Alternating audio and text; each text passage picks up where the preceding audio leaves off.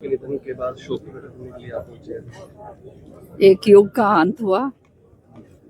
अपने समय पर एक बहुत ही ऐसे व्यक्ति थे जिन्होंने बहुत नाम कमाया, और मैं अभी बात कर ही रही थी अभय जी से कि बहुत ही सौभाग्यशाली थे जिन्होंने अपनी चौथी पीढ़ी देखकर गए हैं, और चौथी पीढ़ी भी जो है अब पूरी तरह से विधानसभा के अंदर सक्रिय होकर आगे आई है। तो ये बहुत कम लोगों को जो है इस तरह का वो मिलता है, और निश्चित तौर से जो है जैसे मैंने कहा जो युग का एक अंत हुआ है, और आने वाले समय में जो है लोग ज़रूर इन लोगों के बारे में पढ़ेंगे, चौधरी बंसीलाल जी के, देवीलाल जी के, चौटाला साहब के बारे में, सारों का, कि किस तरह से हरियाणा की राजनीति को अलग अलग तरीके से मोड़ दिया। आपका क्या एक्सपीरियंस है? हालांकि आप भी काफी राजनीति लंबे समय से करते हैं, चौटाला साहब काफी बरस ही हो गए राजनीति करते हुए। इस तरह का एक्सपीरियंस आपका कोई मीठा पल कोई ऐसा? मेरी मुलाकात चौटाला साहब के साथ सबसे पहले 2004 में हुई, जब मैं राज्यसभा की नुमाइंदा बन के आई, और उस समय जो है बहुत अच्छी तरह से मेरी उनसे बातचीत हुई। सारी पहली बार जो थी वो ये बात और है कि उस समय जो है चौटाला साहब के जो कैंडिडेट थे वो जीत के निकले, लेकिन जो बातचीत हमारी हुई और उसके बाद भी हमेशा से मैं बीच में भी आई यहाँ पर, बहुत अच्छी तरह से और बहुत प्यार से सारी बातें करा करते थे, समझाया करते थे। तो ऐसा जैसे मैंने कहा कि उनके जाने से एक बहुत बड़ी क्षति हरियाणा की राजनीति को जरूर मिली। संसद में जिस तरह का गतिरोध देखने को मिल रहा है उसको आप किस नजरिए से देखते हैं? ये तो नौटंकी पूरी तरह से कांग्रेस कर रही है, इसमें तो कोई शक की बात ही नहीं है। आज ये अंबेडकर जी का नाम लेकर अपनी झेप मिटाने के चक्कर में है। सच्चाई ये है कि जो इन्होंने करा हुआ है, पहले तो पार्लियामेंट के चुनाव से पहले जो है से इन्होंने शुरू करा, प्रीति लेकर हाथ में उठाकर संविधान बदला जाएगा, संविधान बदला जाएगा। सबको पता चल गया ये सब झूठ है पूरी तरह से। संविधान तो बदलने की बात छोड़िए, अगर संविधान को किसी ने क्षति पहुंचाई है आर्टिकल 356 को, तो सबसे ज्यादा 87 टाइम्स पे जो है वो कांग्रेस ने पहुंचाई है। तो ये बातें जब ये करते हैं तो मुझे हैरानगी होती है।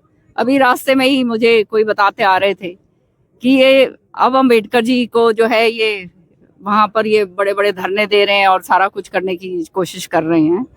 जो रोहतक के अंदर जो है संविधान स्थल जो बनाया गया था, जहाँ पर उनकी मूर्ति की स्थापना होनी थी, वहाँ पे उनकी मूर्ति नहीं लगने दी। तो अब जो है ये चाहे कुछ भी कर लें, पूरी तरह से जनता ने इनको नकार दिया। अगले 5 साल तक बीजेपी सेंटर में और हरियाणा में खूब राज करेगी, कांग्रेस क्या करेगी? ये तो आप देख ही रहे हैं, इनके तो हाल बुरे इसलिए हो रहे हैं क्योंकि एक जो है वो कहते हैं ना पिता और पुत्र, उन्होंने कांग्रेस का पूरी तरह से खात्मा करा। किसी और को जो है जो भी होनहार थे उनको आगे आने नहीं दिया, उनको मारने की काटने की कोशिश करी गई, और जिसके कारण जो है सारे के सारे लोग छोड़ के जो हैं कांग्रेस को छोड़ के बाहर निकले, और ये खुद भी जो है लोगों ने इनको पूरी तरह से नकार दिया। ये बात इनको समझ नहीं आई, और आज भी नेता प्रतिपक्ष जो है नहीं इनका चुना गया है। जब आप देखते हैं, आपने, मैं भी नेता प्रतिपक्ष रही हुई हूँ, और यहाँ पर एक सदन का पूरा जो है समय पूरा हो गया, सदन भी चला, नेता प्रतिपक्ष उसके अंदर कोई था ही नहीं। तो आप समझ सकते हैं कि जो है एक प्रतिपक्ष जो है वो एक बहुत मजबूत होना चाहिए। लेकिन सच्चाई ये है, यहाँ पर ये इतनी बुरी तरह से जो है भ्रष्टाचार के अंदर, क्षेत्रवाद के अंदर डूबे हुए हैं कि लोगों ने इनको पूरी तरह से, इनको अच्छी तरह से समझ लिया। हमारी शैलजा रणदीप सिंह सुरजेवाला, अजय यादव जी, क्या मान के जाए कांग्रेस से पीड़ित हैं लेकिन कुछ बोल नहीं रहे? अब पीड़ित तो सभी हैं, अब कोई बोल पाए या ना बोल पाए, सब मेरी तरह तो होते नहीं है। इस बार कुछ गढ़ भी ढह गए। हाँ, कुछ गढ़ भी ढह गए इस बार। गढ़ जो हैं, देखो जिंदगी में एक बात याद रखना, जो आदमी दूसरों को मारने की सोचता है तो वो उसके साथ भगवान वो पूरा करता है, वैसा ही उसके साथ होता है। और ये तो सुबह और शाम जो है मुख्यमंत्री बन के सोते थे, कोठियां भी और जो है पता नहीं क्या क्या नहीं इन्होंने सोच रखा था। वहाँ हम देख रहे थे, आपके मीडिया वालों के जरिए मैंने देखा, रोहतक के अंदर जो है वो बड़े बड़े रथ तैयार कर रखे थे, कृष्ण जी जैसा रथ था, तो वो सारे खाली गए। तो ये सारी चीजें जो हैं राजनीति के अंदर ये शोभा नहीं देती। जनता के बीच में जो आदमी रहता है उसको अहंकार कभी नहीं होना चाहिए, और उसको ये समझ के चलना चाहिए कि सबको साथ लेकर चलोगे तो आगे बढ़ोगे। और ये सोचोगे कि भाई अगर इनको काटना है, मारना है, तो फिर वो काटना मारना जो है वो अपने ऊपर ही आ जाता है। मैं सबसे पहले उनको श्रद्धांजलि देती हूँ और परमात्मा परिवार को हिम्मत दे। उनको कोई नहीं भूल सकता। उन्होंने एक बड़ी ज़बरदस्त छाप छोड़ी है हरियाणा की पॉलिटिक्स में, राजनीति में, और एक स्टॉलवर्ट थे। वर्कर्स के साथ वो मशहूर थे कि अपने वर्कर्स को बाय नेम जाना करते थे।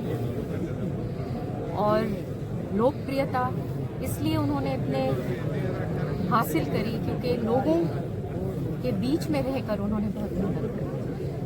तो हरियाणा हमेशा सिंचाई मंत्री हैं और सिरसा, फतेहाबाद, हिसार में जो नहरों का टाइम टेबल है वो चेंज किया गया है। 2 हफ्ते की जगह 1 हफ्ते कर दी गई है। किसानों को दिक्कतें आ रही हैं, तो कब तक इसका सॉर्ट आउट? ये अभी ग्रुप्स ज़्यादा बनते हैं क्योंकि पानी की कमी, जैसे आपको पता है कि पानी उतना ही है। लेकिन मेरे रहते हुए और ख़ास तौर पे सैनी साहब की बहुत एक क्लियर कट डायरेक्शंस हैं कि कहीं भी कमी नहीं होनी चाहिए और सामान्य बंटवारा पानी का हर जगह होना चाहिए।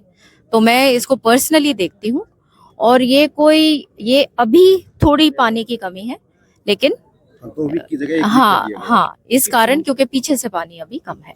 वो 6 मंथ की रोटेशन कर दी गई है, तो किसको कम करेंगे आप? 6 मंथ नहीं, जैसे मैंने कहा कि पूरा पानी का यहाँ पे कोई कमी आने नहीं देगी। ये वो सरकार है, आप हमेशा याद रखिएगा कि यहाँ पे कोई क्षेत्रवाद नहीं होगा। हर एक जिले को उसके मुताबिक जैसे रोटेशन जो है उसका हक का पानी मिलेगा। बीजेपी अब जो मुसलमानों को बाहर निकालने की योजना बना रही है, नून मेवात में जो मुसलमान है वो उनको बाहर निकालने की योजना बना रही है, इसे किस तरह देखते हैं? देखिए, जहां तक भाजपा का सवाल है, भाजपा प्रतिबद्ध है लोगों के लिए काम करने के लिए, और ये वो सरकार है, पहले ही कलम से सैनी साहब ने 24,000 बच्चों को बिना पर्ची बिना खर्ची लगाया।